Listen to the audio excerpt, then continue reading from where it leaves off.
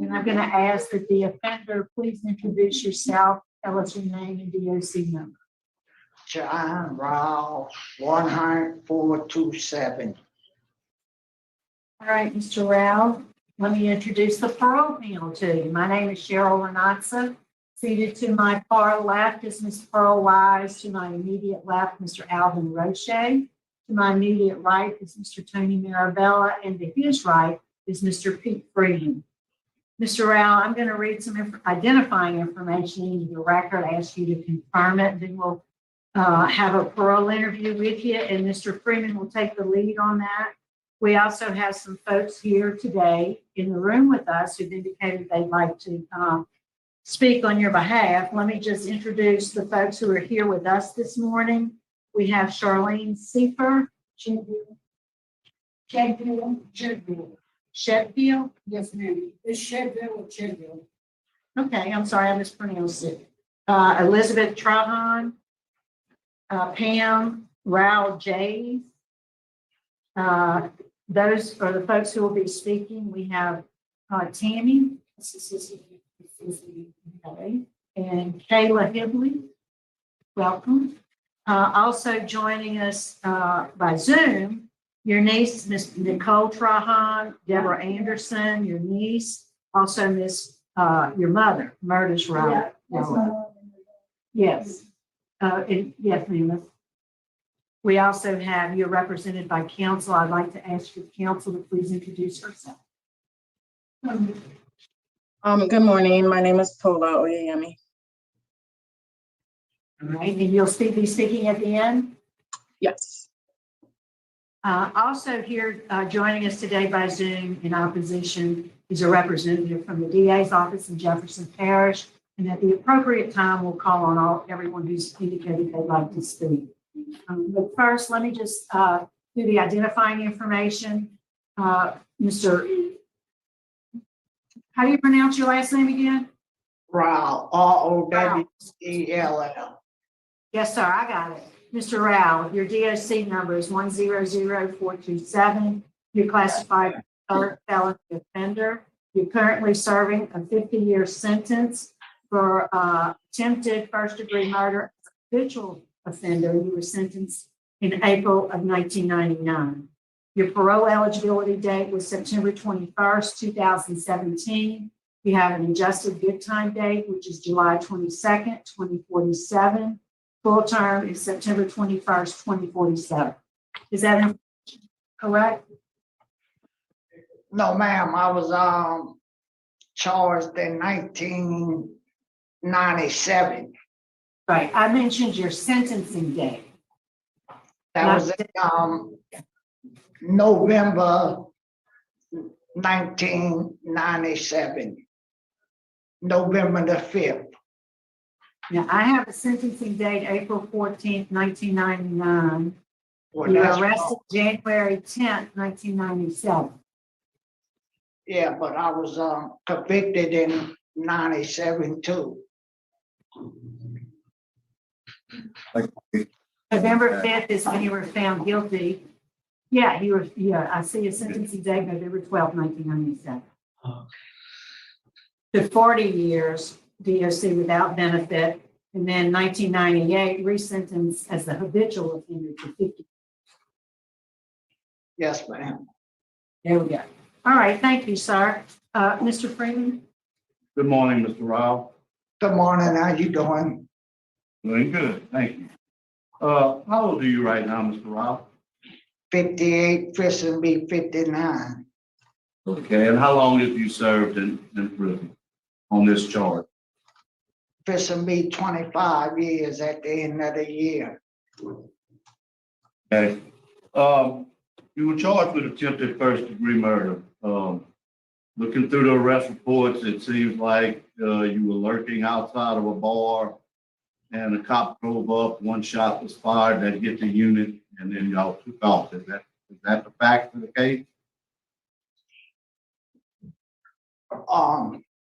That's what they said that happened, but what happened, the police officer got shot at, and then because there was two suspects.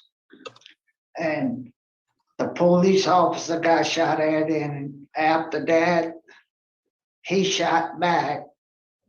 And they said the two suspects ran into the woods. Were you one of the suspects? No, sir. But you saying that you didn't commit this offense? But since the 25 years being in prison, I say I did do it. Anything to help me to get out of prison, I'll do anything it takes.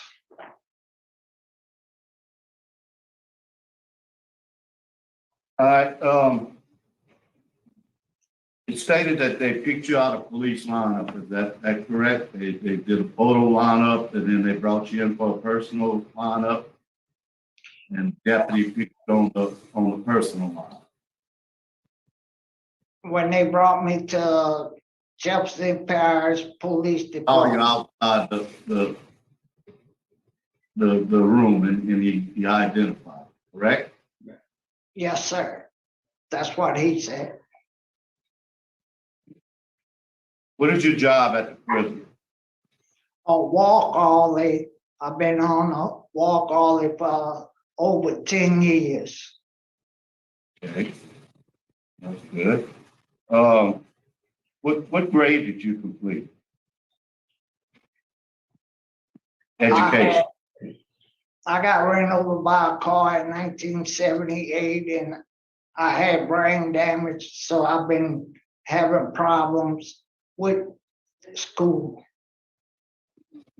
But you did attempt to try to get your GED. I saw where you had it enrolled, you just couldn't quite handle the classes. Is that correct? Yes, sir. Okay. It also shows that you took numerous other classes since you've been in anger management, living in balance 1 and 2, inside out pads, personal development, problem solving, decision making. Again, you took anger management. And like I said, probably 7 or 8 more. I'm not going to list them all. What class did you get the most out of? The hospice volunteer. A hospice volunteer. Okay, so you are a hospice volunteer. I've been a hospice volunteer. I did that for over, I say about 12 years, and then I got sick and I couldn't do it no more. Okay, well, we appreciate that extra work while you were in there that people needed. Said you have 5 children, is that correct? Yes, sir. You have contact with your kids? Yes, sir. Is it on a regular basis? Yes, sir.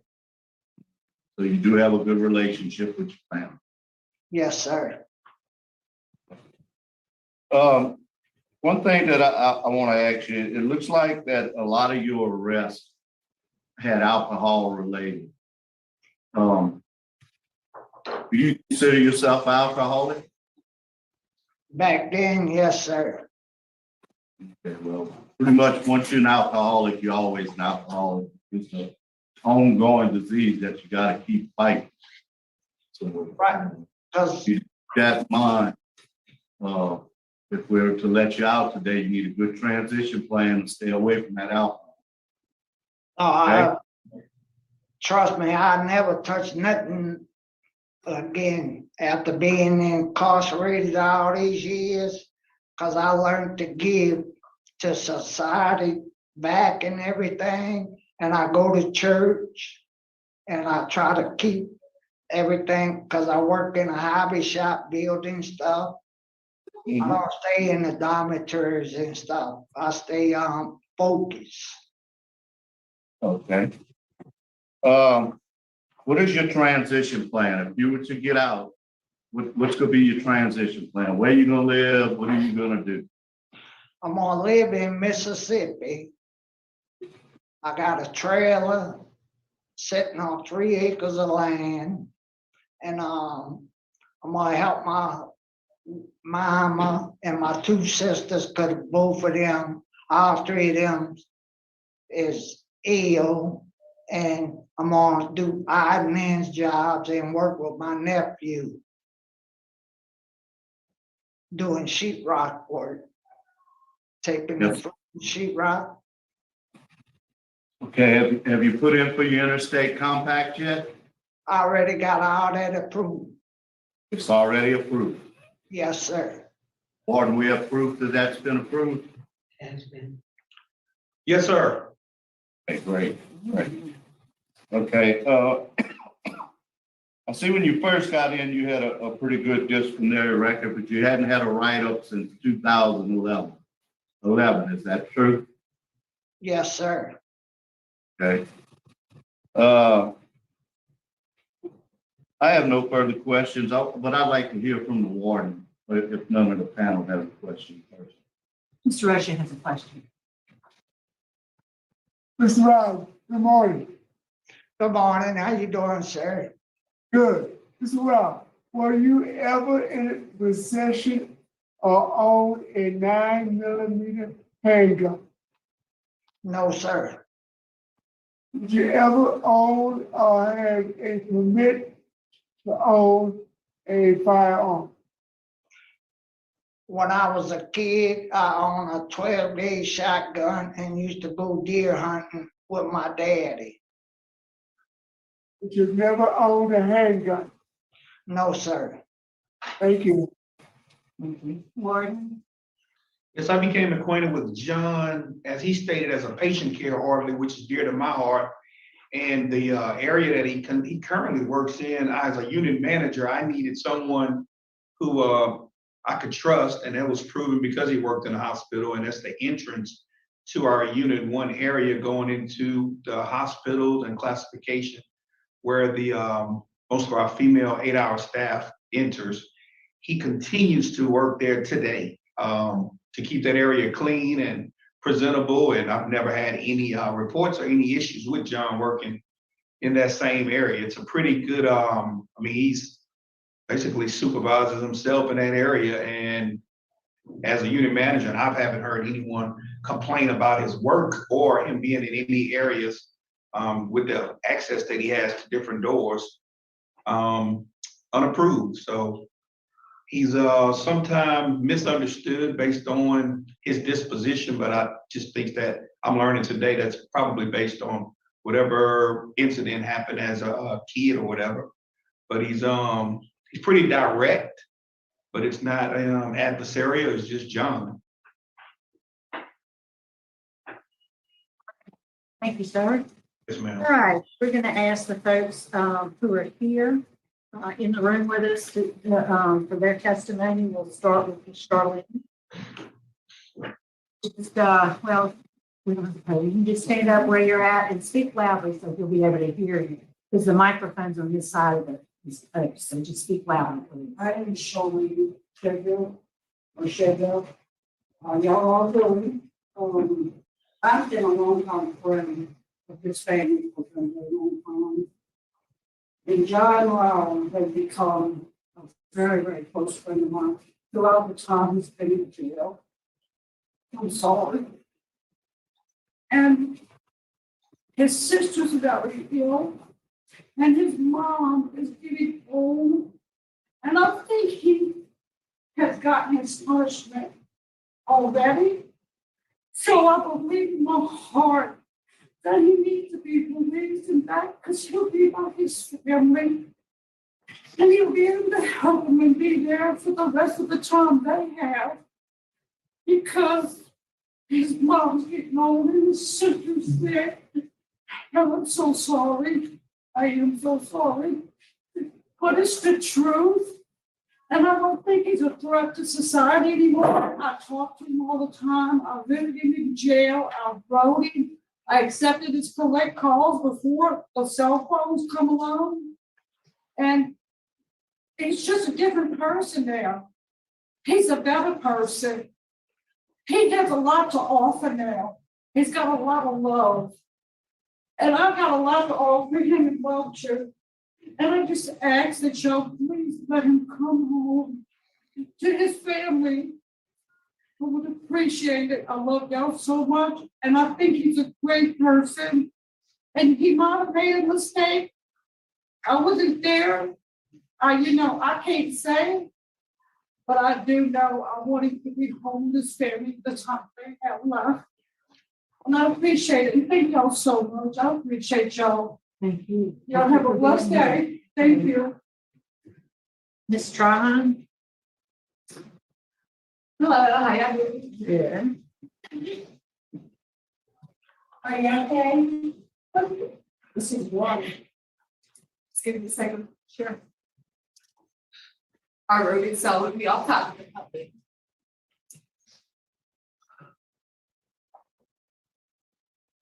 My dad is a major part of my life. He gives me the greatest advice. He is a gentle person who would give you the shirt off his back if you ever needed it.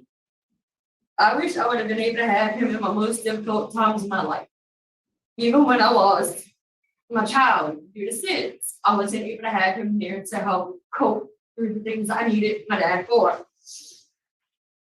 Also, and if he was out, with him being out, he would be more helpful than him being inside prison. He'd be able to help raise his grandkids because they ask about him nonstop. When can we see him and everything else? They hold a strong bond with him. I only have one father, so therefore I will be there for him every step of the way that he needs me to be there for. Also, if he is released, I'll make sure that I will be there for him. I will make more visits to Mississippi so I can help support him in every aspect that he needs. Even, if he calls me and says right now, hey, I need this, can you do this? Or hey, I need you to call this person, can you call this person? I'm there for him. And every day I will be there for him. Because as a daughter, that's what I need to do for him. And I will continue doing it for him. For as long as I have the possibility to do it. Thank y'all for listening. So Thanks for being here. Ms. Pam? John's older sister. I want to thank all y'all. Through his whole life, I was kind of like his babysitter because he got run over at 8 and about and stuff. He's lived with me several times. I have him a 32-foot trailer. I had him a work truck. My son owns a construction company. And before this, a month ago, this life is, I did gardening for people and sheetrock work, and that's what he did, sheetrock work and paint. So, and my mom's 85, she had dementia. You see her on the TV. There's nothing more important than I would like this for him to come home. To be with, you don't know how long we got. He's had kids, and all kinds of stuff. We just, I'm a member of a church, 700 members. My son-in-law that lives across the street from him is a deacon. My daughter works at Regions Loan Company. She's big into that church. I work at the Vacation Bible School. And all the men there, we have brotherhood and all that he can get in and help them. Like help, brotherhood is when you go help older people and stuff. And he'd be a good kind of candidate. I help the brotherhood because I know how to do sheetrock, So I just think that I have everything in the world to offer him. And matter of fact, I adopted 2 of his grandchildren. I adopted one at 6 weeks old, and I adopted one at 2. 13 and 11 and a half years old. They love their grandpa, and we just trying to see, we know it's in y'all's hands, and we pray to God, so, whatever comes out that we really welcome home, and we give him any kind of support he needs, and I'm going to stay with him for that. He will go across the street from my mom and my daughter, which is 200 feet, and I live about 6 minutes away. So he'll have everybody there. I have a son-in-law, my grandson just was graduating Friday. He was a quarterback at Flemish Christian School. He's going to Jones College to be the manager of the girls softball team. You know, we do a lot of good things, and he could just, you know, help us. I know he could help us. And my mom lives. You know, there, over there, you'll see her. Yeah, I couldn't even bring it today, so. Well, we appreciate all your being here. Thank you so much for your remarks. At this time, we'll hear from the opposition from the DA's office. Good morning, Brandy Meyer, Assistant DA in Jefferson Parish. We're opposed to Mr. Rao's request at this time. He shot at a police officer. He was identified by that police officer as the person that shot at him, tried to a jury and convicted of attempted first-degree murder. He's only served 25 of the 50-year sentence that was imposed. And he's had, looks like a total of about 42 disciplinary reports, the last in 2017. Programming also appears to be limited. So for those reasons, we are opposed to his request. Thank you, sir. At this time, we'll ask Mr. Rao if there's a statement he'd like to make before we turn it over to his attorney. I apologize for everything I did in my life, and I just wish y'all would have mercy on me so I could be there for my family and all my loved ones. And I do thank y'all, and God bless y'all. Thank you, sir. Thank you. All right, Ms. Tola. Yes, thank you all for giving me the opportunity to talk on behalf of Mr. Rowell today. So I'm an attorney at White & Case LLP, and my firm has been representing Mr. Rowell for a pro bono case since the summer of 2020. So almost 2 years now. We've been representing him for a post-conviction relief application that's currently pending before the Louisiana Supreme Court, which discusses the fact that his conviction was based on a non-unanimous jury verdict. 2 people thought that he was not guilty, and that has since been held unconstitutional by the U.S. Supreme Court.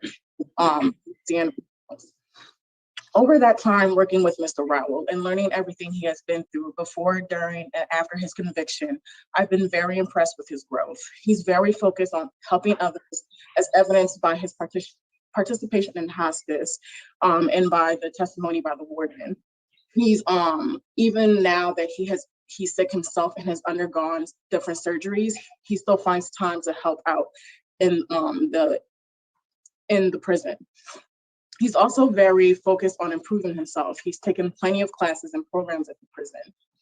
He couldn't read and write when he was first convicted and placed in prison, but now he's been pursuing all of those things to better himself.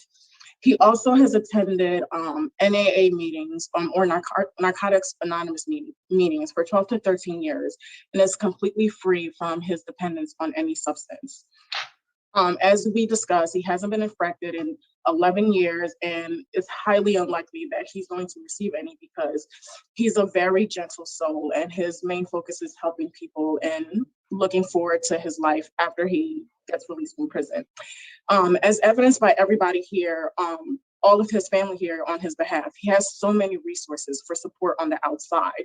He would no longer be in Jefferson Parish or Louisiana. He would be living in Mississippi with a lot of his family, both within the house that he'll be living in and in the same neighborhood. So he's gonna have multiple points of support.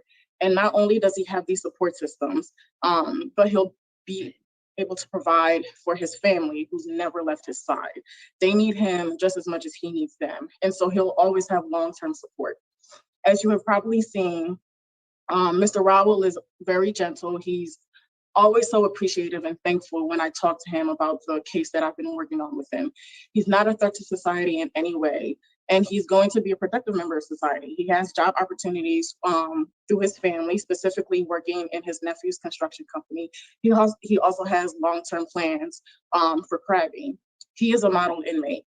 There are multiple people here and we all care for him, and they're going to provide opportunities for him to stay on his feet. He goes to church consistently, and as mentioned by his family, there's a large church near the home in Mississippi that he can continue going to church. He's an older man. His risk assessment is low. He's not a threat to public safety.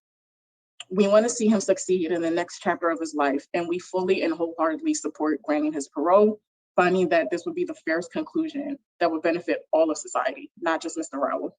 Thank you. Thank you. I think the panel's prepared to vote. We'll start with Mr. Freeman. Okay, Mr. Rowell, it is still concerning that you say that, okay, I've been in jail 25 years, so I did it, but, the first statement is that you didn't do it. And I read the case files. It was a very difficult case. I'm sure it was difficult for the jury as well. But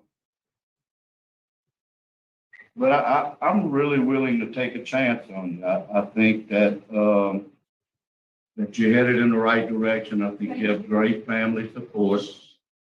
And, but my condition would be that you be paroled to Mississippi and that you get a substance abuse evaluation and follow any recommended treatment and go to 3A meetings a week. And that's my problem. I vote to grant. Thank you, Mr. Freeman. Mr. Roche? Mr. Rao, I'm of the same thinking as Mr. Freeman. You have a pretty good disciplinary record. Your last disciplinary write-up was in 2011, 11 years ago. You have good programs. You have very positive remarks from Warden Garan, which means a lot to me. You have excellent family support. You have a good transition plan. You have a job as a sheetrock person with your nephew.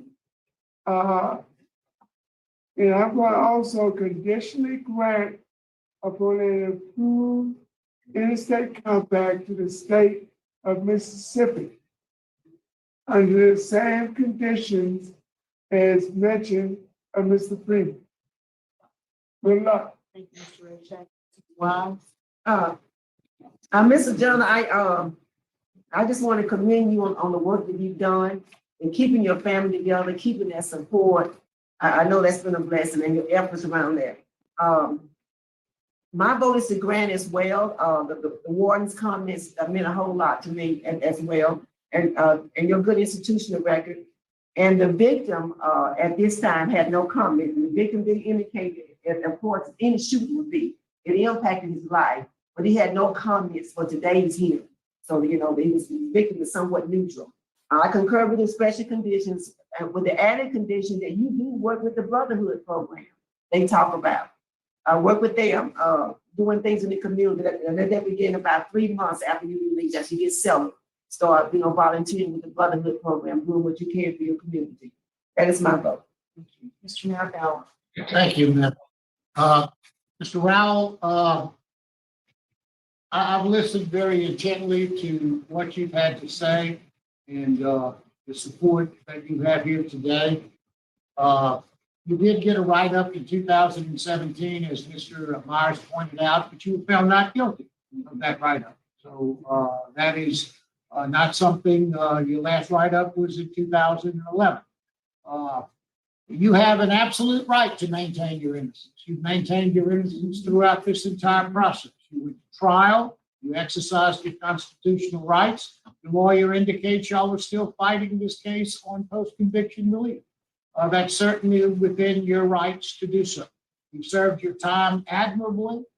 Excellent comments by the warden, and especially the work that you've done with hospice. My vote today, likewise, is to grant your parole with the same conditions as outlined as everyone else. That is going to Mississippi, getting a substance abuse evaluation and following whatever treatment is recommended. So good luck with this. Thank you. All right, Mr. Rao. My vote today also is to grant, and my vote is based on positive remarks by Warden Gameron. And I do concur with the special conditions that have already been discussed, so today, starting has been granted. We'd like to. Thank you. Warden Gameron, I believe that concludes our business at your facility, so we'll adjourn 53. Thanks for accommodating us today. Thank you. Thank y'all. All right. Congratulations, John.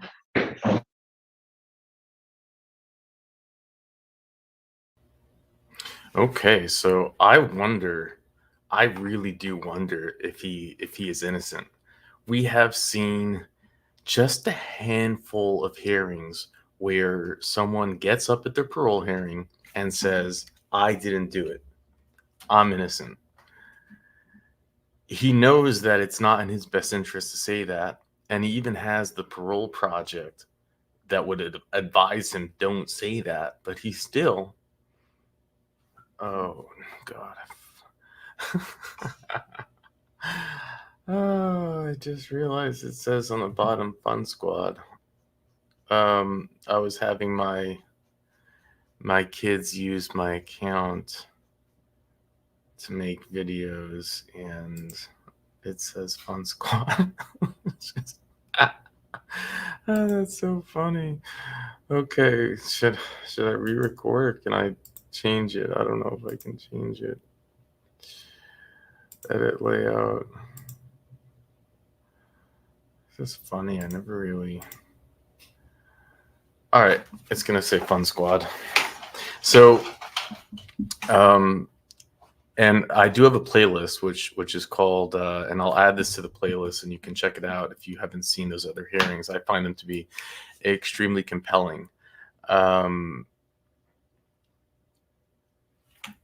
When someone insists that they're innocent, but we'll go over the court records and see if we can come up with our own conclusion. Thank you, Richard, for providing it. So, frankly, off the bat of it, I do think he's innocent. For someone to go and say, I'm still innocent at the parole hearing, it's pretty compelling if you ask me. Now let's see how I can get the formatting right, because the formatting is a little weird.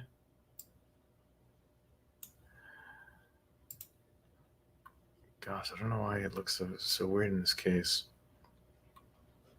So on December 21st, right before Christmas, Officer William Sandino was patrolling the Industry Road in Kenner, Louisiana, when he saw a man later identified as the defendant looking around a parked truck and into a business at the location. The officer turned on his lights and proceeded into the defendant's direction. The defendant began to walk away when he saw the officer. While Officer Sandino radioed headquarters to inform headquarters that he had observed a suspicious subject in the area, a second man appeared from behind an 18-wheeler. And Officer Sandino approached the two suspects with his spotlight on. He identified himself as a police officer and asked them to stop. The second man immediately turned around with his hands up. As Officer Sandino instructed the defendant to turn around, the defendant turned around and fired a shot at the officer. As the officer fell to the ground and returned two shots, both subjects fled. On December 25th, 1996, Officer Sandino tentatively identified the defendant in a photographic lineup, and that's an interesting word, tentatively, as the man who shot him. The officer also met with a composite artist who sketched a composite drawing of the perpetrator based upon the Officer Sandino's description. The composite drawing was distributed to officers' headquarters at roll call.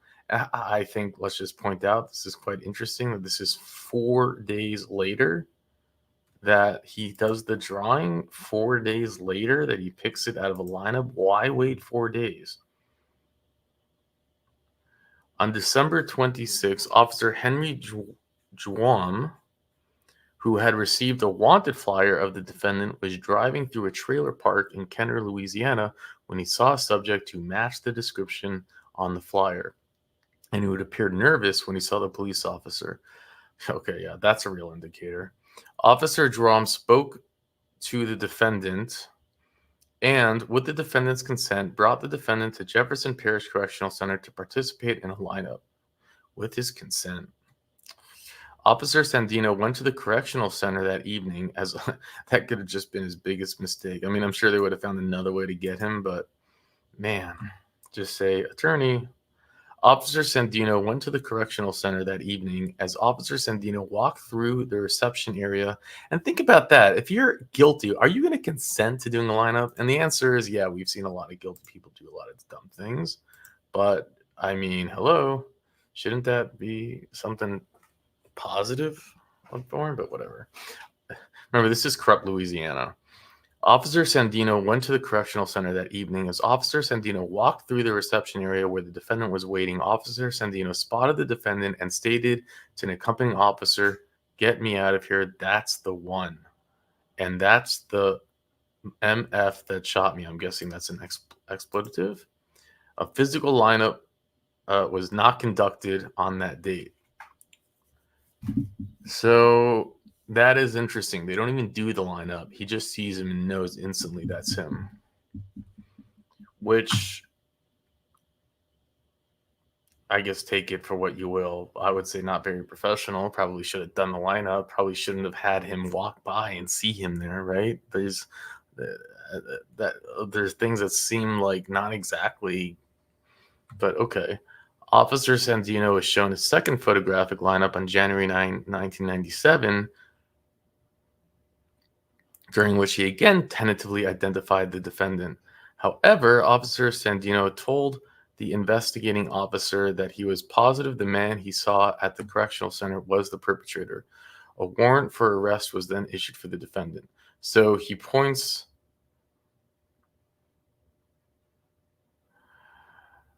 So he sees the second lineup, which he had. Okay, so it was the same person, I guess. Defendant and the. On April 3rd, 1997, the defendant was charged with attempted first degree. The defendant pled not guilty at his arraignment. On July 2nd, 1997, the trial court heard and denied the defendant's motion to suppress the identification. Trial began on September 10, 1997. However, the court, upon a joint motion, declared a mistrial. Trial was reset and began on November 4th, 1997. The jury returned a verdict of guilty as charged with a vote 11-1. I thought they said it was 10-12. On November 12th, 1997, so I guess she was wrong. They did say 10-12, right? At the hearing. On November 12, 1997, the defendant was sentenced to 40 years at hard labor without the benefit of probation and parole or suspension of sentence. The trial court granted the defendant's motion of appeal on November 18, 1997. On February 23, 1998, the state filed a habitual offender bill, and this is something we have seen over and over and over again. Louisiana loves to do this, unless you're hurt children, then they don't really do it. But it's like they'll give you a sentence, and then they'll later on just say, oh, we're going to get you in as a habitual offender. That means like you have 3 felonies in 10 years and we can lock you up for life. And we see them do this for people who have just possession charges, which is just sickening. On February 23rd, 1998, the state filed an habitual offender bill in form of information alleging the defendant to be a second felony offender. I thought he had to be a third. This is just a second felony offender. Okay. On July 1st, 1998, the trial court adjudicated the defendant as a second felony offender. The trial court vacated the original sentence and imposed an enhanced sentence of 50 years imprisonment without probation, suspension of sentence. So they said, you know what, 40 years isn't enough. We're going to give you 50. You know, it's like,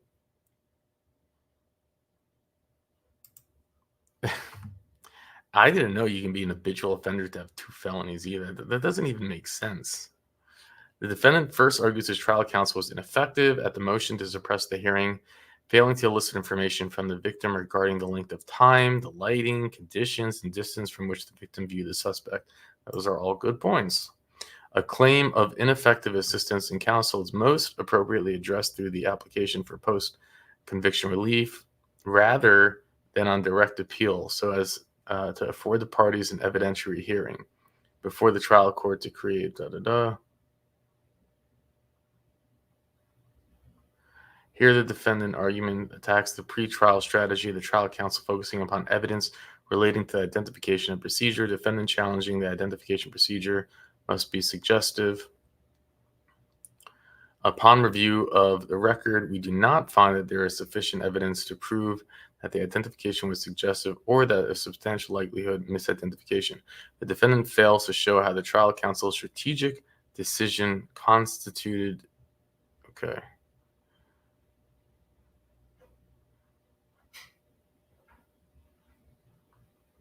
This one's interesting. The defendant was originally sentenced to serve 40 years at hard labor without the benefit of parole, probation, or suspension of sentence.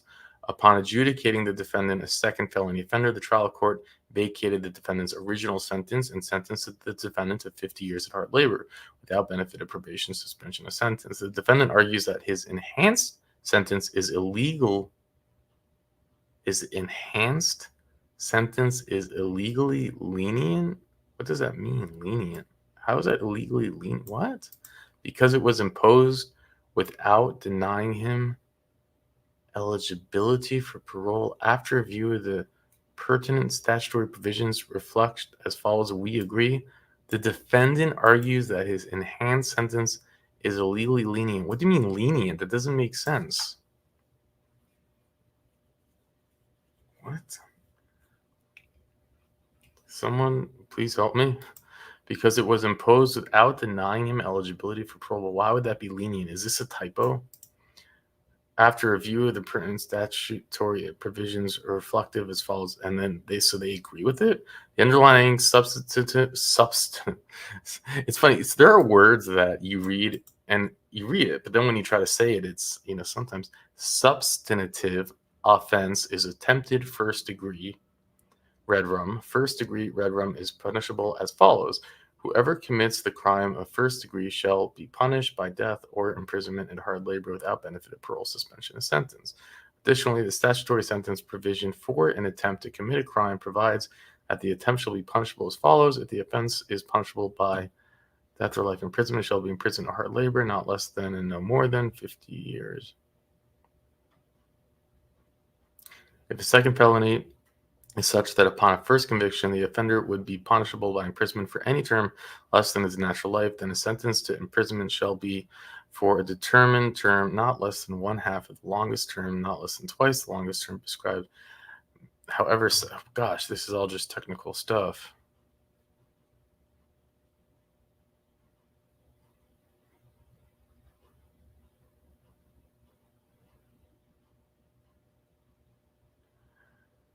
Noting that a conflict exists in the final analysis, we provide that. I don't understand it.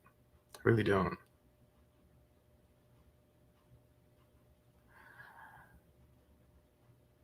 Let's see. After all said and done, although this defendant was sentenced as an habitual offender, the penalty provision underlying the offense are the reference provisions on which the penalty increase is calculated and stated by Louisiana court and state versus Bruins. It's not a crime to be a habitual offender. It's not a crime. Okay. The statute increases the sentence for a recidivist. The penalty increase is computed by reference to the sentencing. Blah, blah, blah. Recognizing our jurisprudential guidelines and the Louisiana Supreme Court analysis, we conclude the defendant's sentence as a second felony offender for attempted first degree should have denied him parole eligibility, which it did not. Thus, we remand this case to correct the defendant's sentence to reflect his parole ineligibility. Oh, I think I understand.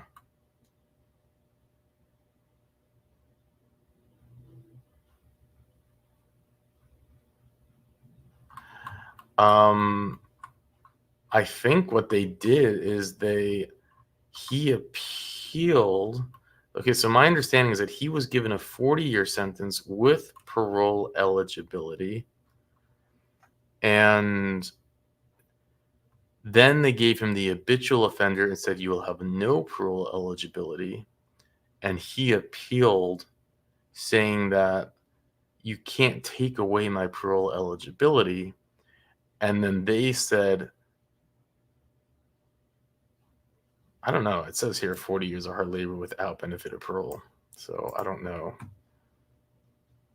But so what I'm saying that actually doesn't make sense, but this is how I understood it, is that then they came back and said, well, it was actually an illegally lenient sentence. You should never have had parole eligibility. So it's okay for us to do this. But it wouldn't be the first time we've seen an appeal come in and then they come back and make it even more like kind of like rewrite history, so to speak. But here's something else, Richard Shearer. Thank you again. And this is part of the organization. How can I get this to see? You'll see it a little bit better. Cookies. I'll accept your cookies. Who doesn't want cookies? Okay, so this is they call it the whitescase.com. Parole. Okay, so this is, remember they said they took on the client as pro bono. So we see that here. And they talk about two clients. It's interesting. John Rull and Sean Smith have three things in common. Both serving long sentences in Louisiana penitentiaries, both remain behind bars even after the U.S. Supreme Court ruled that non-unanimous verdicts that convicted them were not verdict at all, or no verdict at all. And Louisiana, and I think it was Georgia, and maybe another state, were like the only states that allowed non-unanimous verdicts until the Supreme Court overruled it. And yet they were keeping them locked up, right? And both are free today, thanks to the efforts of White and Case and the Promise of Justice Initiative. Although I disagree, because he was not free because of his non-unanimous verdict. He was free because he got paroled. But okay, you can take credit for it. By the time the project brought the cases to White and Case's attention, Rull had been incarcerated for 25 years of a 50-year sentence for the attempted murder of a police officer, having always avowed that he had been falsely identified and was at home at the time of the shooting. Smith had served more than 13 years of a 30-year sentence for possession, this is the other guy, of MDMA. Can you imagine 30-year sentence for possession of MDMA? Thanks, Louisiana. You're so brave. You're keeping those MDMA users off the streets with intent to distribute. His extreme penalty was augmented because a single prior conviction greatly increased the mandatory sentence under Louisiana. And it's like MDMA. You're not selling crack. You're not selling, it's like, come on, man. But they don't care. They view everything as like. In April 2020, the Supreme Court ruled that Constitution requires guilty verdicts in criminal trials to be unanimous, calling in question hundreds of convictions in Louisiana and Oregon, the only two states that did not already require unanimous verdicts. Oh, so that was the other two states. It was Louisiana and Oregon. Who would have thought? For some reason, I assumed like Georgia.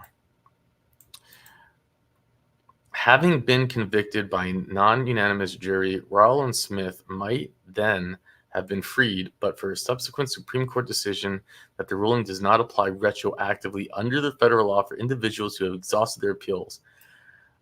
Isn't that... They're like, if you've exhausted your appeals, too bad. I mean, it's a federal law. It was a non-unanimous jury. If you had one appeal left in the bag, you'd be good. But no, you've exhausted your appeals. Too bad. That's just insane. Successful parole hearings with relief under the federal law foreclosed and justice under Louisiana improbable. The White and Case team, which included New York associate, supervised partner, blah, blah, blah.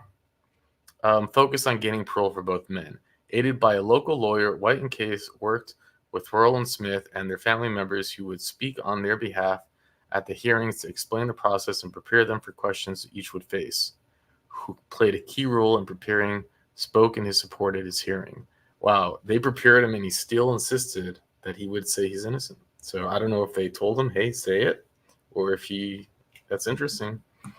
Rull's case was tougher of the two. While winning parole in Louisiana typically requires persuading just 2 members of a 3-member panel, parole for those convicted of a crime in which a police officer was the victim requires a unanimous vote from a special 5-member panel. that is why they had a 5-member panel. With help from White and Case, and despite vigorous in-person objections from the parish district attorney. Oh, right. I forgot to talk about our district attorney who always shows up. And this should say the ADA assistant district attorney. I don't know why he was objecting to it. It's like, come on, can't you accept that he might be innocent? But okay. He shows up to pretty much all his hearings. Overall, 5 members of the panel securing his May 22nd release. At Smith's hearing, Rebeshkin spoke on his behalf. Her endorsement of Smith's character and potential, along with Smith's well-prepared response and highly visible support of his family, and they brought him home. So there you have it. From that, do I think he's innocent? Yes, I actually do. I think that the bottom line is that every year there's probably a certain percentage of people that are locked up for crimes they haven't committed. So right from there, we know that it happens. And then in this case, it was, I mean, think about it. It was an identification made, 4 days after the crime? Anything could have happened. You have to assume that police officer would not have known that the suspect was in the prison. So, because all you have to do is have it, he picks it up on the radio, something that he hears suspect coming, and then he knows now there's a suspect there, and it's not an unadulterated, like a pure accusation. That's him. Imagine if you know that the guy who did it might be in there. You know, like, I just don't like it. I don't like, and people can make mistakes. It's dark. It's an intense moment. You know, I mean, it's just the likelihood that, I guess it's the likelihood that he could have made a false identification versus the likelihood that he would insist that he's innocent at his parole hearing 25 years later. I also think is quite, but I don't know if we'll ever know. I guess you just have to make a guess, right? What do you think? With that, I'll let you go. Yes, sir. Good morning. My name is Bryan Widenhouse, 130238. Okay, Brian, my name's Brennan Kelsey. Again, as the introductions went along with me is Mr. Marabella and Mr. Jones will be your panel today. We'll conduct a parole interview, ask you some questions. You can respond. At the end, we'll let everybody make a statement. At the end, you can make a statement. We'll take a vote. Do you understand the process? Yes, sir, I do. Bryan Widenhouse, DOC number 130238, first-class offender, second-degree murder. See, you were sentenced to life, and then you were a juvenile lifer, so you're eligible for parole. Parole eligibility date on 8/1/2017. That sound correct? Yes, sir. Let's see. Okay. All right. We'll conduct an interview. Tell me, Brian, how long have you been down on this sentence? This past August made 31 years. And tell me you've had a lot of time down. When's the last disciplinary write-up you had? 2006. Do you know how many disciplinary write-ups you've had since you've been down? Yes, sir, I have 9. 9 and 31 years? Yes, sir. And what have you been doing? What do you currently do? I currently work at the governor's mansion. However, we're not working because of the COVID right now, but I am assigned to the governor's mansion. How long have you been there? 4 years.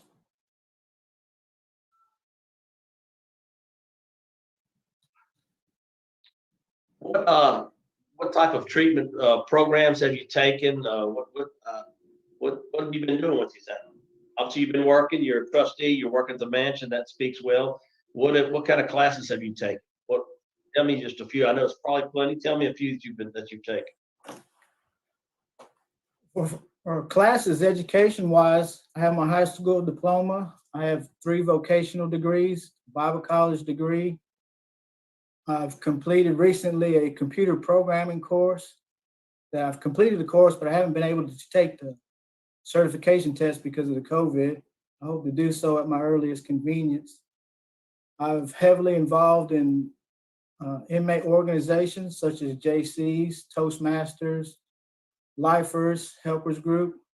I'm certified as a inmate legal counsel, a peer counselor, a Red Cross instructor, and a lead facilitator in the Alternatives to Violence program. I've tried to apply myself at every opportunity. And so have you taken, obviously anger management Oh, yes, programs, sir. Cage of Rage? Anger management. Yes, sir, I've taken those, anger management and the 100-hour pre-release requirement. What's your plans if you were to be released early? What are your plans? Where are you gonna go? What you gonna do? What's the plan? My plan for residency is to live with my parents in Perkasie, Pennsylvania. I take some comfort that they live in a retirement community, so it's very quiet and very stable. My family has spoken with a parole officer in Pennsylvania. Should I be granted parole, they've outlined the expectations that they have of me and the assistance that they would offer in support needs and employment assistance. I've also been in contact with the Youth Sentencing Reentry Program in Pennsylvania, who offer similar services to what you may be more familiar with, the Parole Project. They offer a lot of support services and employment assistance.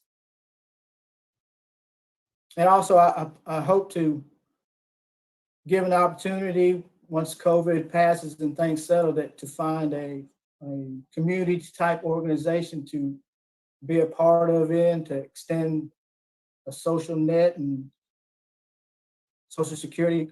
I'm being involved with the Youth Sentencing Reentry Program or something like Habitat for Humanity, because I'm really interested in construction and maintenance work. Or it could be Toastmasters as well. I like to continue with that. Okay. How old were you when you committed this crime? It was 2 months after my 17th birthday, so 17. And was this drug related? Was this what exactly No, sir, it was was the it was a scenario dis- around? It was a dispute between Monty Smith and myself over a stolen shotgun.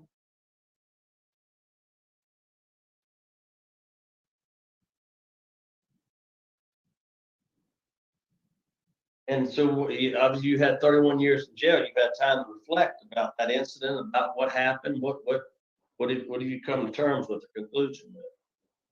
Well, I agree with you. I've thought a lot about my actions, and at 17, I felt sorry and I thought I was sorry. But as I grew and matured not only mentally and emotionally, I began to grasp more deeply the pain that I caused. And I assure you that I'm deeply ashamed of the crime I committed and the pain that I've caused to Monty and to the Smiths family. And I've done, being sorry is one thing, but I really felt that I needed to spend as much time and effort as I could to try to atone for what I've done. And that's why, if you see in my record, I really, really tried to not just be involved in programs, but be involved in things that help the community, help other inmates, and to try to atone. And I've come to grasp how horrible a crime it was and how much pain I caused to so many people, and I'm deeply ashamed for what I've done. Well, obviously we'll hear from us today. You have some a significant opposition, and that's part of the crime, and we'll listen to what they have to say. But you know, and again, it looks like you're doing, you know, you've done the right thing. You're heading the right direction. Done a lot of good work, but there is, you know, there's a significant crime here, and there's significant victims, and we'll hear from them as well. So you already have your interstate compact? Have you begun to work on your ICOTS to Pennsylvania or no? It is my understanding it is completed, sir. And were you in front of this parole board a couple of years ago? Yes, sir. 2 years, about 2 years, 4 months. And you were denied? Yes, sir. And for what reason? Opposition. And what have you done in those past 2 years since you were denied? I know you've done a lot of courses. What have you done from that time, from the time you were denied to now? As far as bettering yourself, I know you've got a lot of classes, you've done it, but from that time on now. Well, I continued on the same type of course. That the last hearing occurred while I was enrolled in a VOTEC carpentry course. I immediately completed that. I followed it up with some computer programming courses offered through the Atlow Education Service. There's a 3-part course on basic computer skills and key application and how to manage and be online for security and things that benefit you for seeking employment. As I mentioned earlier, I completed a computer programming course. I've maintained an active membership in Toastmasters International, where during this time I achieved the Competent Leadership Award. But to me, the biggest impact over the last 2 years was shortly after the hearing at the governor's mansion. I changed jobs from dry cleaning laundry to maintenance. And the daily on-the-job training experience that I learned working with plumbing and electrical and carpentry and HVAC, to me, that knowledge and experience was the biggest it was a tremendous opportunity. Okay, great. Captain Honeycutt, you have any input you'd like to give? Yes, sir. Like you said, he's been incarcerated for 31 years, and he came to state police barracks back in 2012. And going over his record since he's been incarcerated, of course, one of the main things we look at is disciplinary, which he didn't have but 9 reports at the time, with the last one in 2006. His risk assessment was very low, was a -1, and all that's taken into consideration with everything that he's accomplished up to that point. But he's been with us for 8 years. In the past 4 years, he's been assigned to the governor's mansion. But during the 8 years, he's of course an extremely talented artist. It was requested by Troop A and Troop B that he come do murals for each troop because of his artistry. He also volunteers quite a bit when he doesn't have to, but he does it on his own at our facility with on his days off to work with some of the carpenter crews and the HVAC crews when we do a demolition. We have a lot of older inmates here, and during the summertime, some of the jobs we have where they have to wear these suits for cleanup and whatnot, he volunteers to do that as well, so the older won't have to do it. So that says a lot about him. He doesn't complain. He's very quiet, but he's very intelligent. He's a great artist. He's very helpful with anything that comes up. He's always willing to help out with it. Yeah, he's been a very good asset to us. He's one of the leaders amongst the inmates because of that, and he sets a good example. Anytime we get any new offenders in, he sets a good example on what we expect of each one of them that comes here. All right, thank you. All right, Mr. Marabella. Mr. Whitehouse, can you hear me? Yes, sir. I've got a couple of questions. Mr. Monty Smith, who was the victim in this case, Was he a friend of yours? Was he acquaintances? He was a friend of mine. We went to school together. We also played football together. It appears that since you've been in prison for 30 plus years, you've done a lot of tremendous things to better yourself.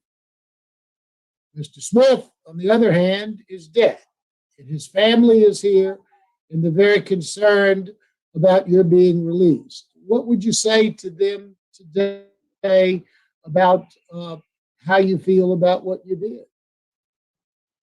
Mr. Marabella, I want to thank you for that question. It's a difficult question, and it requires a delicate answer. Because as much as I want to say I'm sorry, the last thing I would ever want to do is cause them any more pain. And I know that I've caused them such tremendous pain. I was young and I thought I was sorry in the beginning, but when I matured and grew and started to see how far my actions reached, how much pain I caused to the family members, I felt so much shame and so much guilt. And all I could do was do the only thing I knew how to do, and that was do the programming, try to help others. I remember when I first went to prison, and I can't remember the exact words I said to myself, but I basically said, my life has no meaning anymore. So all I'm going to do is try to use my life to give meaning to others, to help other people. And I know that doesn't change what I've done. It doesn't bring money back. It may not lessen the Smith's pain. And hearing me say that I'm sorry is probably the same. But I humbly, deeply, and sincerely say that I'm sorry and that I've tried to the best of my ability to make a difference. Even though that's not enough, I'd rather do not enough than nothing at all. And I will always try to atone for my horrible crime. Mr. Whitehouse, you've indicated that you want to go to Pennsylvania, and you said that there's a program there, the Youth Rehabilitation Program, I believe it is, which is similar to our parole project here in Louisiana. Yes, sir. Have you contacted them? Do you have something set up with them to where they're going to assist you and work with you in the event you get paroled? Yes, sir. I believe there's also a letter that they submitted outlining the services that they hope to provide me. And where will you be? What is the community where in Pennsylvania will you be living in the retirement community with the family? I've never been there, so I'm not familiar, but it's a town called Percocet. Maybe my father can be more helpful. I think that's all the questions I have, Mr. Chairman. All right, Mr. Jones, This time I'd like to ask. put your mute. At this time, I'd like.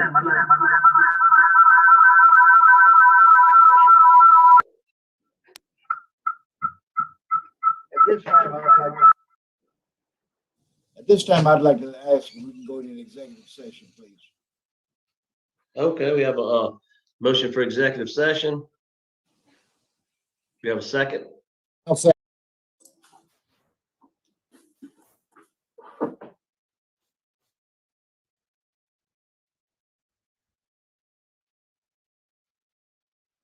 All right, I think we're back.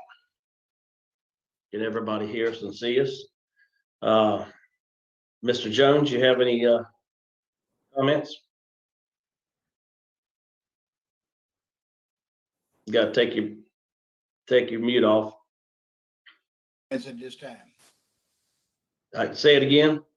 I do not have any comments, questions at this time. All right, let's can we speak to Mr. Andrew Hunley? Andrew, you'd like to make a statement? Or Ms. Hogan, you can guide me in your room there.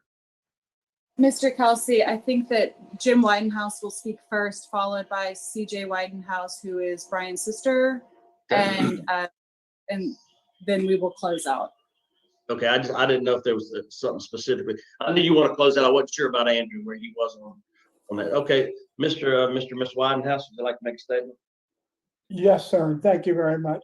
Go ahead. But first, I would like to answer a couple questions that were asked of Brian. We have been told here that if Brian is paroled, the interstate transfer is approved. The name of the organization in Philadelphia is the Youth Sentencing and Reentry Project. And Percy is located 23 miles from Allentown, between Allentown and Philadelphia. If Brian is paroled, his parole office will be in Allentown. So it's very close to that office. So my wife and all of our family, thank you very much for the opportunity to speak. And first, I would like to say how sorry we are as a family for the pain that Brian has caused the Smith family. We are deeply sorry, and we know words are never enough. Just before Brian went to prison, I retired from the Air Force at Barksdale Air Force Base and accepted a job with U.S. Customs in Miami. Because we moved, things were hard, both emotionally and financially. It was difficult to visit as often as we wanted, but we talked on the phone as much as possible. We made trips to visit Brian at least twice a year. In those visits, we supported and encouraged him to make good choices and learn as much as he could and be the best person we know he can be. On our visits, I always asked to speak with the warden and the guards to ask how he was doing. Their response was always positive. After a number of years, they said he's doing great. He's a fine young man and he helps everyone around him. We have watched him grow and mature, and we believe the growth and maturity was demonstrated when he became a trustee, and even more so when he was selected for transfer to the police barracks. Our belief in his growth was further strengthened by the fact that he was selected to work at the governor's mansion. We hope in reviewing his record, you see what we see. Someone who is very sorry for what he did, but also someone who has worked hard and strived to grow and better himself, help others, a teenager that has grown and matured to become a productive adult. My wife and I are both 71 years old. I have already had one bout of cancer.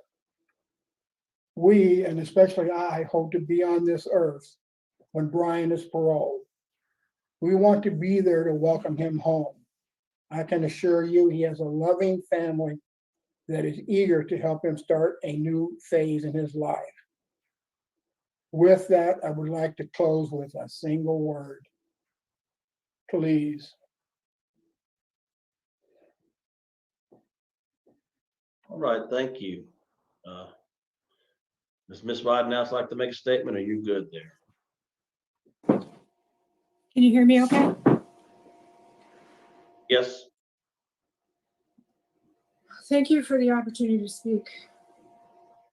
First, I'm going to share with you my eternal heartbreak for everything that has brought us here today. The focus of today's hearing is Brian's rehabilitation, but I'm called to speak also to the loss of Lamonte Smith, which is my entire family's deepest sorrow and shame. The depth of our remorse and hurt for the Smith family is impossible to put into words. I've been meditating on and praying for Brian, Monty, and the Smith family since I was 12 years old. I'm 43 now, and I still don't have the right words. I don't think I ever will. And I'm so very sorry. What I can more clearly describe to you is the remarkable journey Brian has made and how he has devoted himself to learning and development, harm reduction, and community service.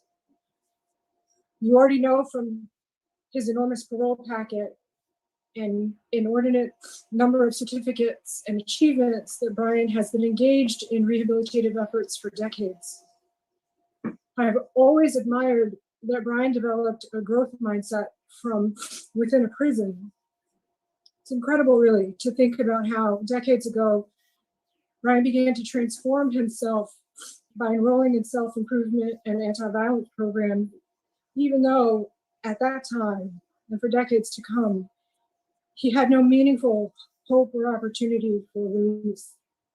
I'm incredibly proud of all his achievements, in particular for his work with restorative justice programs, which he helped introduce to David Wade Correctional.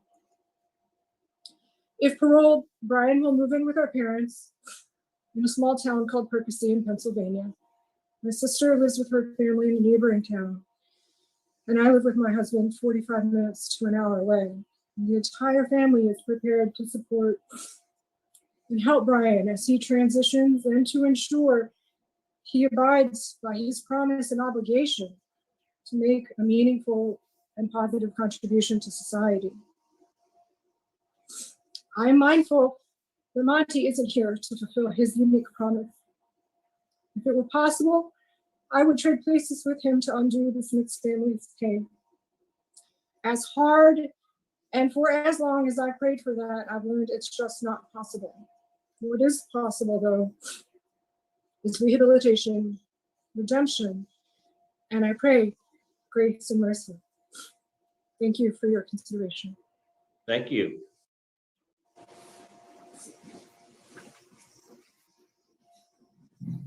Right. Now we'll go.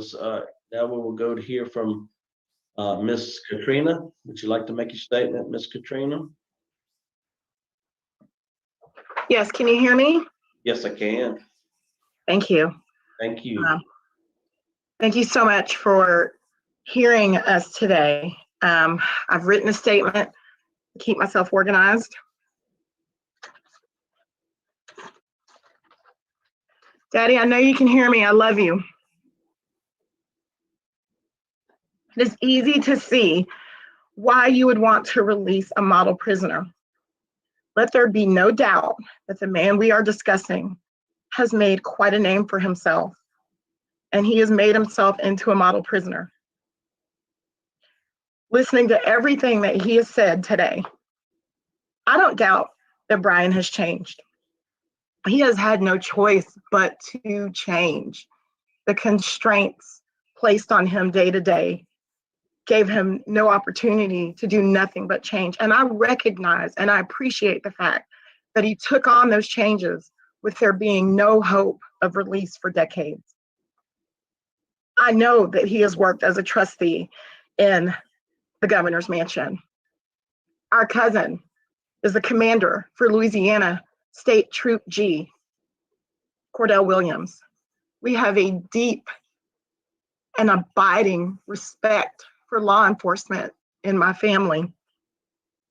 Ironically, our father, who is on this call, is part of the Bossier Parish Sheriff's Posse.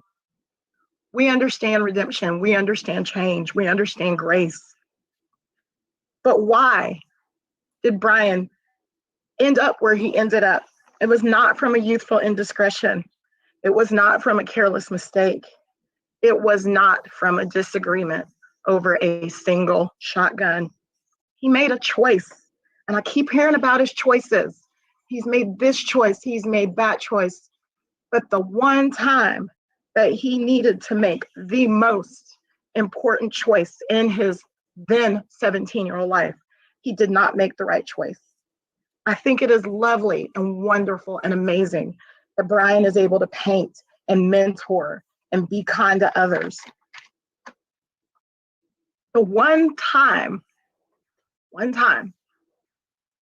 we needed you to make the choice to truly be kind. It did not happen. Mercy wasn't shown when it needed to be shown. Not after the first shot, the second shot, the third shot. I won't continue. There were 18 shots. The choice was not made for mercy, but anger, pain, and madness. When asked at his last hearing, why did you shoot him so many times? The answer broke me. The answer was, I panicked. So I ask you on behalf of Monty's life, please let this man live with, and think daily, weekly, monthly, every second, every minute, every hour about his choice. Let him continue to lead by example in prison. He can paint, he can teach, he can advocate, he can steer others away, he can teach people how to do what could not be done by himself when he needed to, and that was make the right choice. He can actually serve as the ultimate deterrent. Look at who I could have been if not for my choice. And now we are faced with this horrible moment that every 2 or 3 years, we have to assemble and fight. We have to fight for money. We have to relive his death and relive his funeral. Our parents are too old for this. They're in their 70s. The only time that my father will lay eyes on my brother, and the only time our mother will hold her child is when they are reunited in heaven. And that is it. That is it. I am too young to do this. Every 2 years, my parents are too old. I humbly ask you to stand in the gap for us and let the freedoms that Mr. Widenhouse is already experiencing. He has a great life where he is while my brother has death. I ask you to remember one word, and that word is please. Please.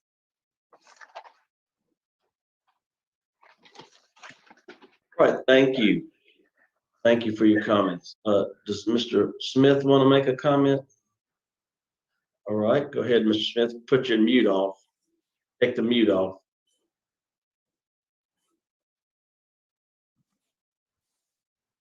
I think we're here. Okay, go ahead. And thank you for this opportunity. I like to echo what my daughter said, that was my only son. I'm sorry. But his father and his mother had the opportunity to see him, talk to him, touch him, hear him. I don't have that opportunity. Only place I can visit my son is at the grave. You know, all the things that happen through our lives has been surrounded around this situation. Our lives have changed 100% because I don't have a son. Pass my name on down to. Mr. Widenhouse, I'm sorry for you and your wife, but I have not a son that I can say that about, that here is here. My son was tried, executed, taken to a place, shot.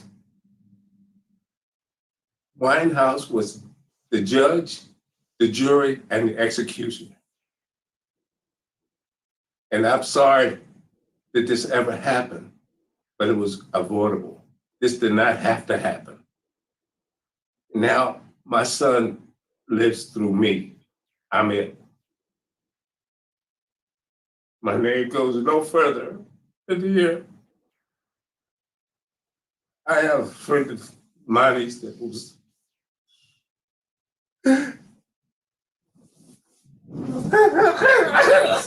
I'm sorry. This is a friend of his that he played football with both of these guys. He knew him and he loved him. And he finally came to his aid so many times. I'll just let him talk for a while, please. I sit here with a tremendous heart, a heavy heart. I've known this family my entire life. I'm the voice of the Parkway students that have mourned the loss of money for 31 years. I know what we've all been through. We talk about it every day. We talk about it monthly. And I sit here, it's inconceivable to me that parole is even a possibility. I don't understand that, how none of us understand how this happened. We all applaud the efforts of anyone who commits a crime, makes restitution, and betters themselves. This family can't do that. They'll never recover. It's unfair. Justice has not been served. And I'm going to stand by this family until the very end. in light of today's racial climate, a lot of black men dying in this country, there's a tremendous amount of pressure, and it opens up the case all over again. What example does that set to let a murderer who at 17, not 10, not 8, 17, we know the difference in right and wrong at 17. And it was a brutal, calculated, premeditated murder. There's no justification that will ever serve this family. So approving this parole, I unequivocally do not support it. On behalf of Monty's fellow students, family, friends, none of us support it. This family will suffer the rest of their lives.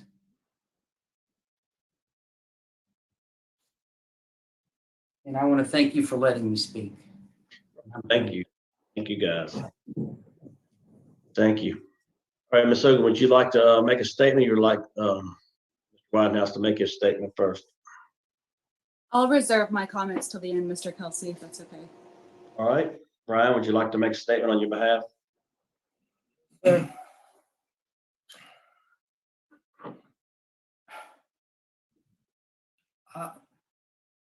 This is 2 years ago, was the first time that I got a chance to hear from the Smiths family, and again today.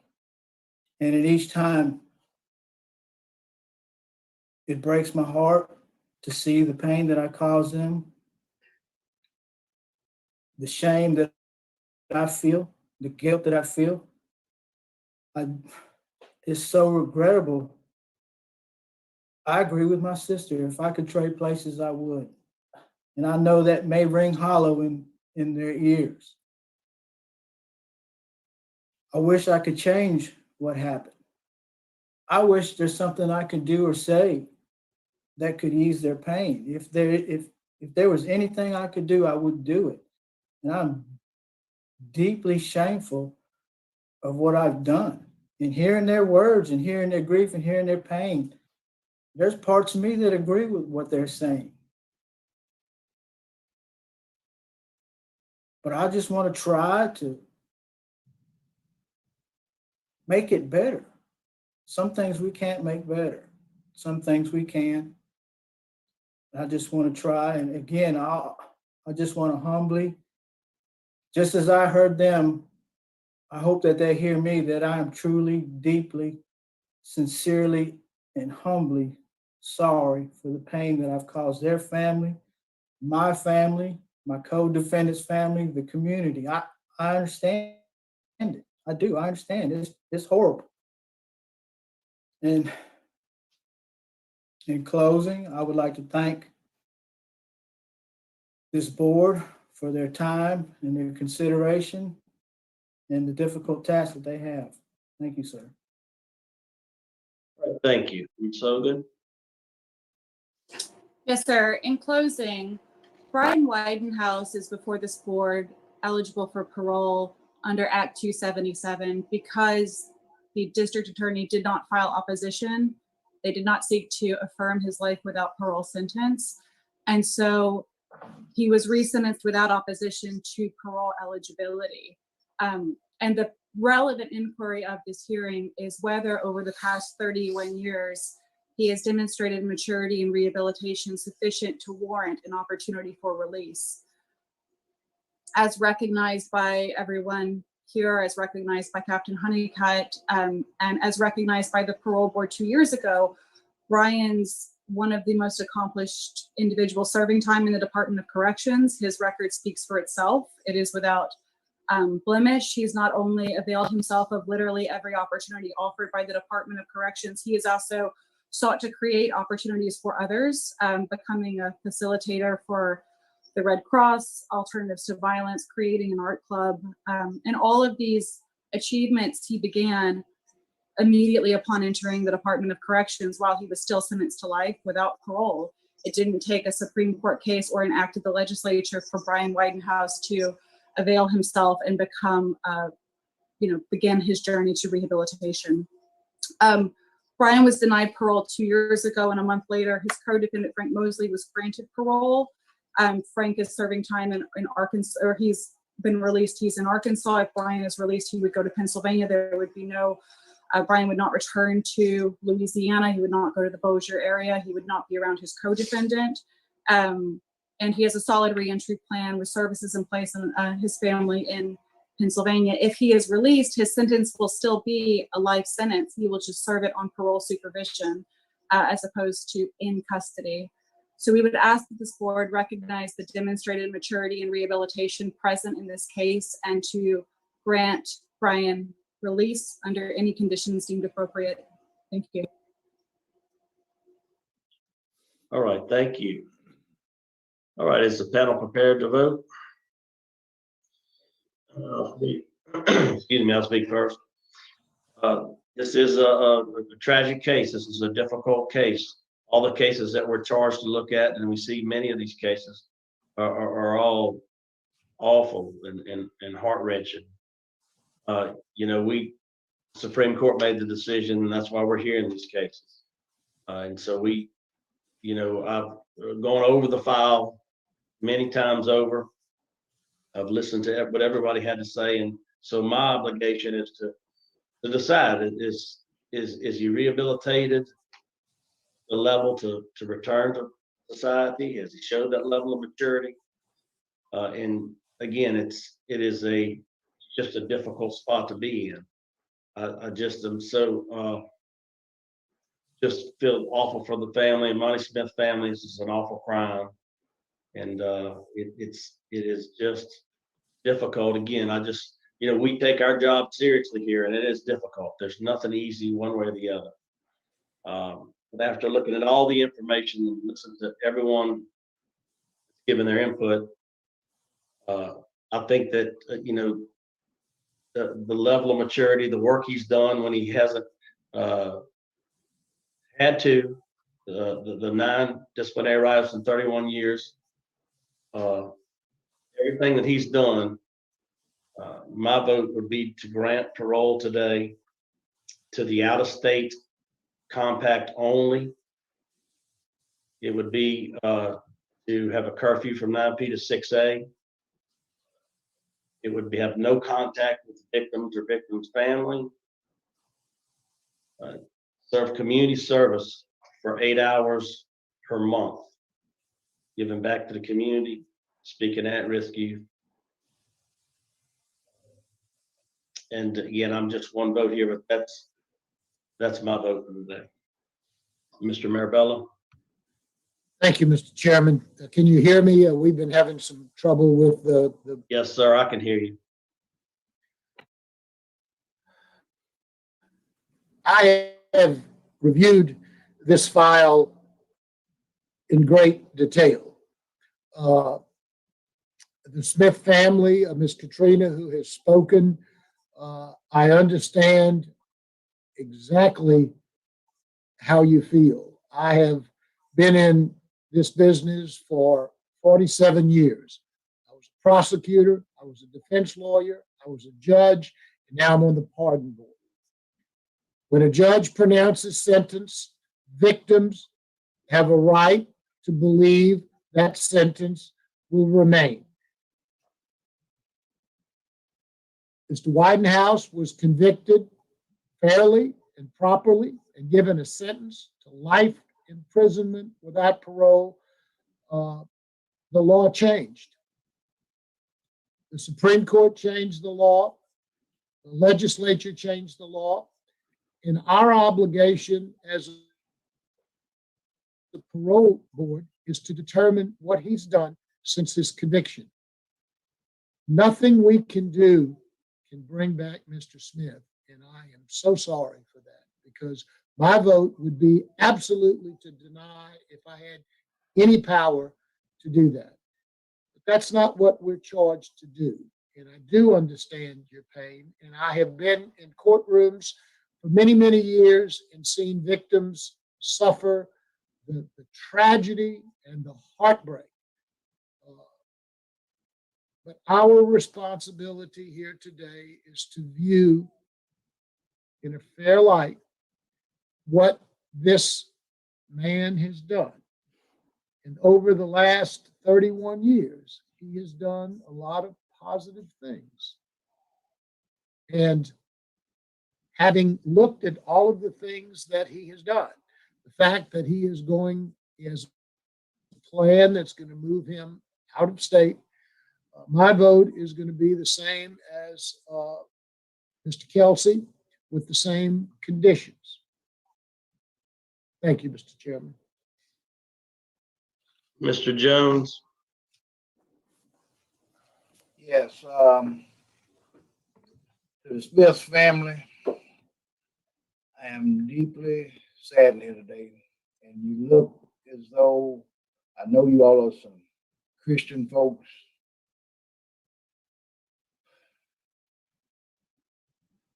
What we have to do in life sometimes, forgiveness. We have to learn to forgive to move on. Mr. Smith, I feel your pain. I lost a son 10 years ago. I feel your pain. But my day, as Mr. Kelsey and Mr. Marabella have explained it thoroughly. I'm new on the board, but they have thoroughly explained it to me, how this process works. And Mr. Whitehouse have done everything possibly been asked of him to do. My vote today can be the grant also. All right, we have 3 votes to grant parole today. Parole's been granted with the out-of-state compact only, 8 hours of community service per month, no contact with victim or victim family, curfew from 9 p to 6 a unless working at church or approved by a parole officer. 3 votes to grant today. Parole's been granted. Thank you guys for being a part of the process.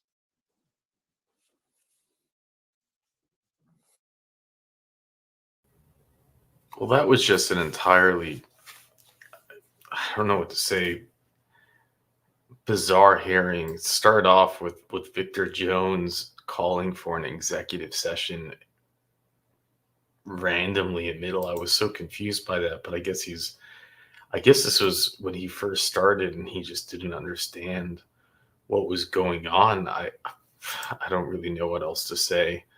Then you have,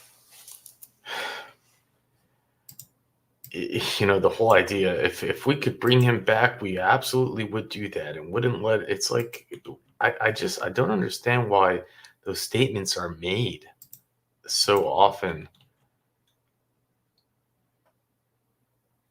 This hearing took place November of 2020 when they first started doing these streaming. To think that it's been 3 years ago, 2020. From now, November, when I'm recording this, is quite unbelievable. But I'm going to go through information, and there's a lot more to this case that they just didn't touch on. And thank you, Richard, for sharing it. And in my opinion, it makes it even more tragic if that's possible. But he was wearing a wire and he was being followed by police when this happened. And somehow the police lost track of him, but they claim still to this day, and I think it's believable from what I've read, that they actually had no idea. His killers had no idea he was wearing a wire. They simply killed him because they think he stole from them. And they were friends. They were football players. And he shot him. Oh, how many times was it? 17 times. He was 17 years old and he shot him 17 times. And to say those words, I was afraid, I was panicked. It's just nuts. How does someone even do that?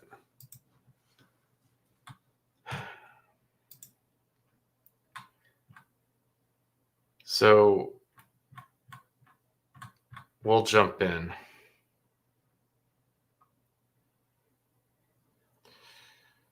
The case involves the August 15, 1989 murder of the 17-year-old, Monty was his nickname, by the defendant, Woodenhouse and Frank Dwayne Mosley, who were also 17 years old. The defendant and Mosley were tried and convicted of second degree in separate proceedings. The basic facts leading up to their crime and subsequent convictions are not disputed. On August 14, 1989, the victim, Monty Smith, was questioned by the parish law enforcement authorities about a series of burglaries and thefts that had been committed in Bossier Parish.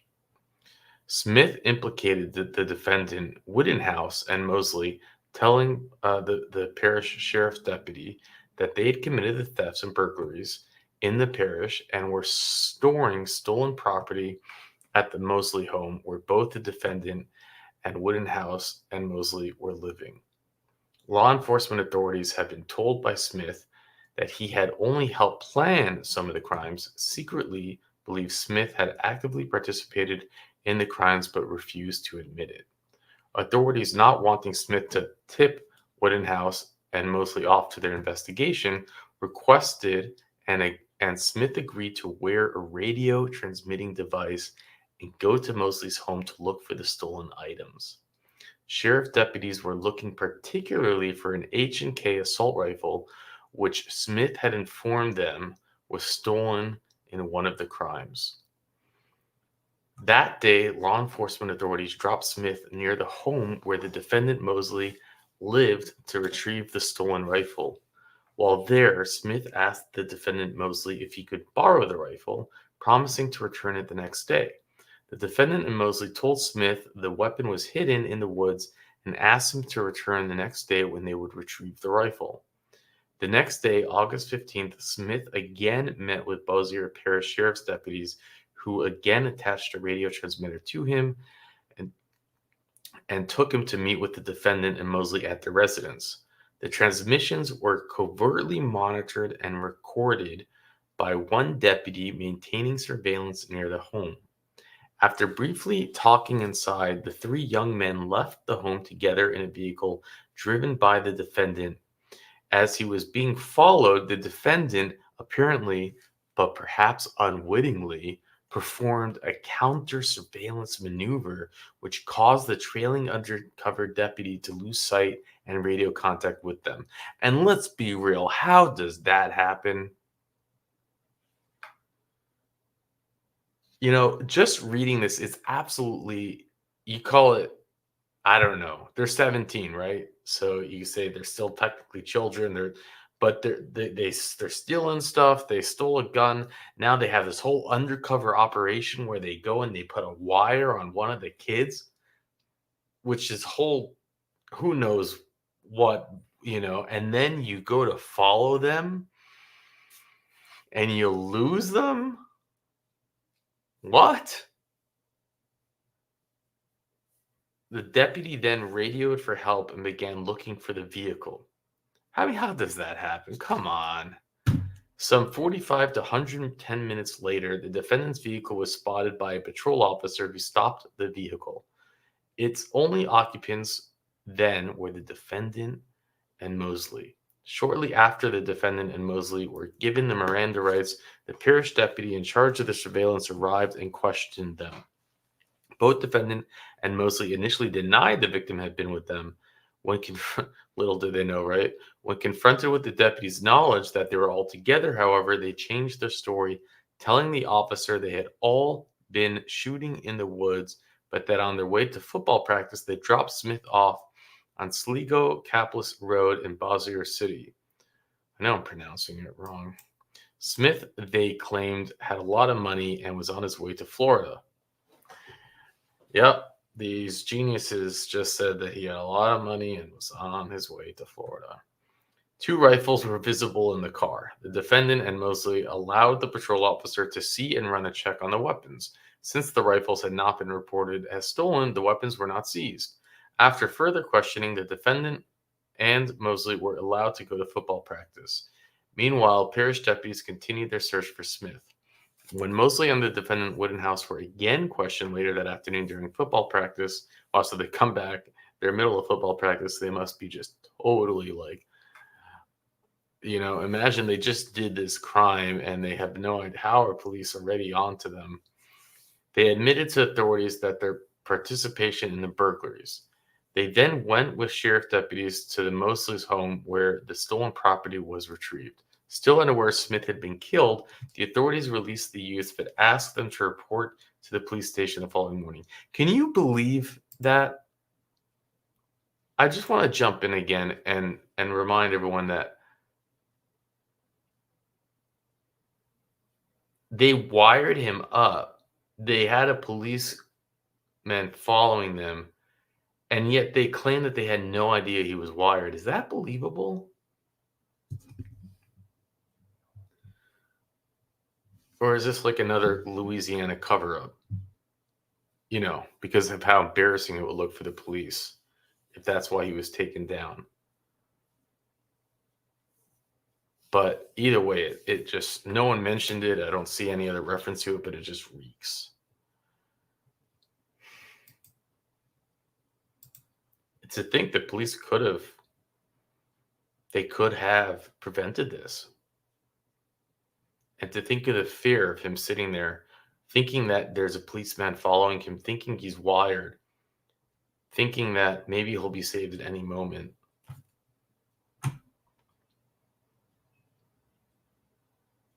The next morning, August 16th, the defendant and several others met at the sheriff's office.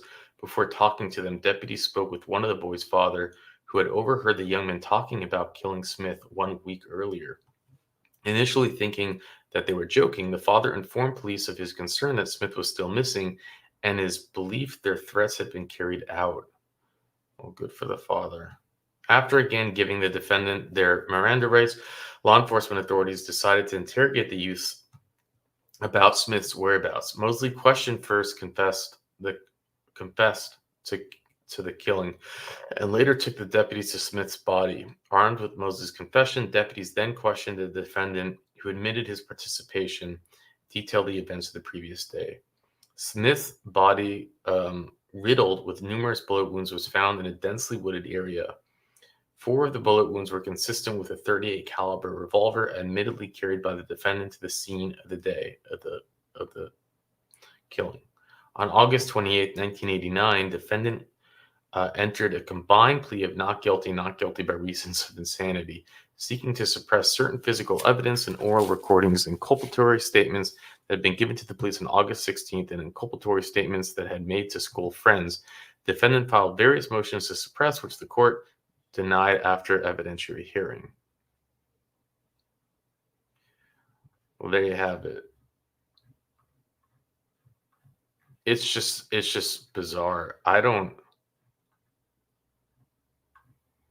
There was there's a few articles that Richard shared.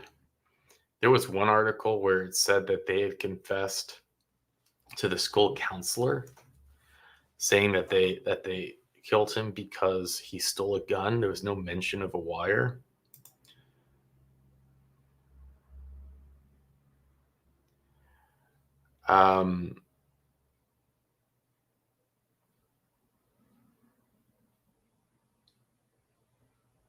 In this article, they don't mention how many times he was shot.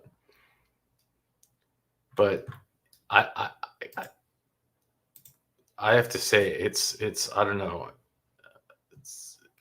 It wouldn't surprise me if they saw the wire and somehow all of that is just not mentioned. But I mean, they're saying that they shot him because he stole a gun. It's just things aren't adding up. But besides that point, it seems clearly that the cops failed everyone. How did they have a right even to wire an underage person? Is that allowed without apparent consent? And then you just see here, you see the pain in the fathers, and their pain just never goes away, and all the victims. It's just, and then he says something which is so empty. He says, I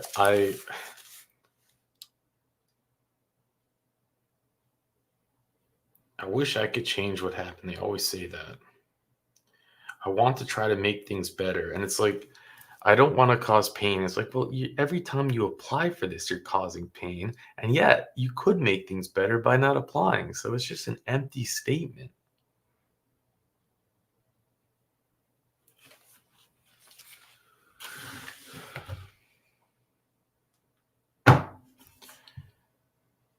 He did serve a long time, longer than many that we've seen here. But it's just seeing the pain from the victims. It always it makes it very hard to feel that one would vote for release, really. And then Victor Jones saying that he understands the pain. I mean, he understands the pain probably more than most because he had lost a child, but it's did he lose his child when his child was 17? Was she shot 17 times by his football player friends, you know?